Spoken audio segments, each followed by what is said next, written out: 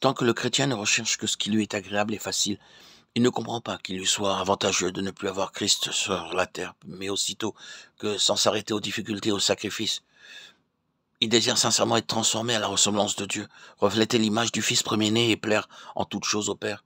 Il pense avec bonheur et gratitude au départ de Jésus, puisque c'est à cette condition-là que l'Esprit de Christ peut à présent devenir son esprit et le faire vivre de la vie de la foi.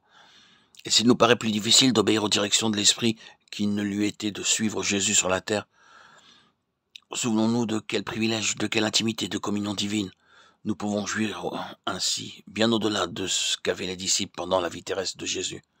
Recevoir le Saint-Esprit de Dieu par le moyen de la nature humaine de notre Seigneur, savoir qu'il veut s'identifier avec nous et devenir notre esprit, précisément comme autrefois. Il était l'Esprit de Christ sur la terre. N'est-ce pas un bonheur digne de toute espèce de sacrifice, puisqu'il s'agit là d'un commencement de vie divine en nous. Pour obtenir ce privilège, il ne suffit pas d'en comprendre toute la valeur et de le désirer vivement.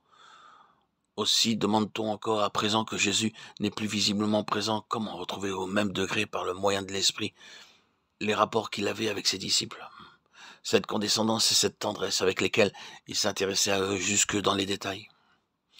Ici, comme pour tout ce qui concerne notre vie chrétienne, c'est la foi qui seule nous fait saisir les grâces spirituelles. Quand les disciples suivaient Jésus sur la terre, ils marchaient par la vue, tandis que nous marchons par la foi. C'est donc la foi qui nous permettra d'acquérir avec joie ces mots de Jésus. Il vous est avantageux que je m'en aille.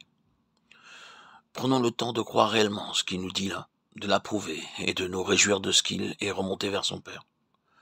Apprenons à le remercier, à le louer, de nous avoir appelés à cette vie de l'Esprit. Croyons que par le don de l'Esprit, notre Seigneur nous communique sa présence et nous assure ainsi des rapports très certains avec lui. Il se peut sans doute que nous ne comprenions pas encore comment cela se fera, parce que nous n'avons guère encore compté sur le don du Saint-Esprit. Mais c'est précisément lorsqu'il est impossible de comprendre que la foi doit croire et rendre grâce. Croyons donc avec certitude, avec joie que le Saint-Esprit, que Jésus lui-même par l'Esprit nous enseignera à discerner sa présence divine. Nous enseignera, il importe de ne pas se tromper sur le sens de ce mot. Ordinairement, nous associons le mot enseignement à celui de pensée, et par là nous attendons de l'Esprit qui nous suggère quelques aperçus de la manière dont Jésus réalisera sa présence avec nous et en nous. Mais ce n'est pas là ce qu'il fait. L'Esprit n'habite pas dans notre intelligence. C'est dans notre vie même qu'il fait sa demeure. Quand il commence son œuvre en nous, il ne s'adresse pas à ce que nous savons, mais à ce que nous sommes. Ne vous attendez donc pas à avoir aussitôt une notion claire et nouvelle de telle ou telle vérité divine.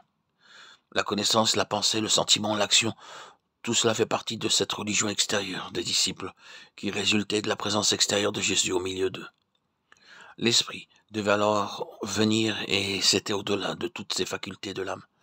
C'était tout au fond de leur individualité qu'ils devaient réaliser en eux la présence invisible de Jésus. Avec une force nouvelle, la vie divine devait devenir leur vie. Ce n'était donc pas par le moyen de la parole ou de la pensée que l'Esprit devait les enseigner. C'était en manifestant sa puissance, une puissance de vie qui travaillerait secrètement en eux avec une divine énergie. C'était en leur inspirant une foi qui leur ferait réaliser avec joie la présence immédiate de Jésus et compter sur sa sollicitude en toutes circonstances. Voilà ce que l'Esprit devait leur enseigner. Ils auraient en eux la vie de Jésus. Ils sauraient que c'était bien Jésus qui était là.